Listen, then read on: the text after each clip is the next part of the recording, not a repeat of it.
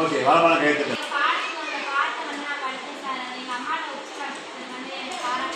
அப்படியா? எதுக்கு கேட்டேன்னா உங்க அம்மா நாடகம் வர டயத்துல ஒப்பிச்சிங்களான்னு கேட்டேன். பாராட்டினாங்க. சூப்பர். கையில் என்ன பாடுங்க?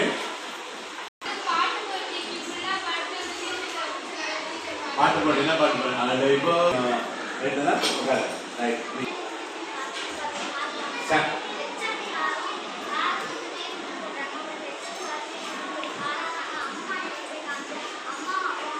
பாராட்டேன்.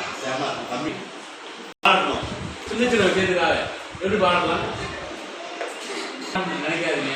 நீங்களே ஒரு சில விஷயங்களை பாராட்டிக்கோங்க. கையை எடுத்துக்கோங்க. அப்படி புரியல சபாசா சபா அப்படின்னு நினைச்சீங்க. நீங்க பாராட்டிக்கோங்க. இல்லைன்னா இந்த விஷயங்களை செஞ்சுட்டா மன திருப்தியோட நீங்க முடிச்சோம். ஹோம்ஒர்க்கு டக்கு முடிச்சுட்டா 2 மணி நேரத்துல கணிக்கலாம். சபாசா அப்படின்னு நினைக்கலாம். நம்ம நினைச்சுக்கோங்க. வீட்டுல வேலை பார்த்தோம் சரியா, சுத்தமா பாத்திரம் கழுவிட்டோம். அம்மா சொல்றாங்க நல்லா கழுவிட்டடி சொல்றாங்க.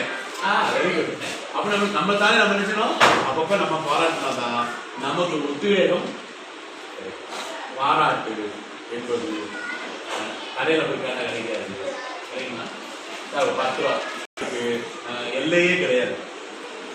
கடைசி வரைக்கும் நீ மண்ணுக்குள்ள போற வரைக்கும் சின்ன சின்ன விஷயங்களுக்கு, நீ சாதிச்ச விஷயங்களுக்கு, நீ செஞ்ச உதவிகளுக்கு எல்லாம் பாராட்டுகள் கிடைச்சிட்டு. பாராட்டு என்பது போதை. பாராட்டு என்பது உங்களோட வாங்கிட்டு வச்சுக்கோ.